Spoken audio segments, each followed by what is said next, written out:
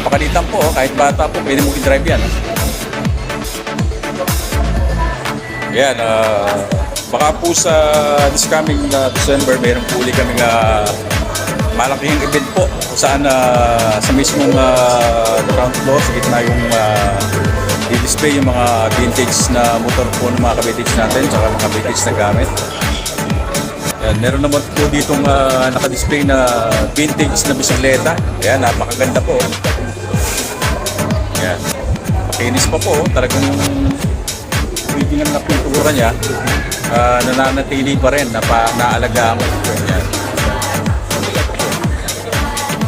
Ito po yung vintage na motor. Ayan, Ennis yung Prima. Yan, kay Rodjun Matias.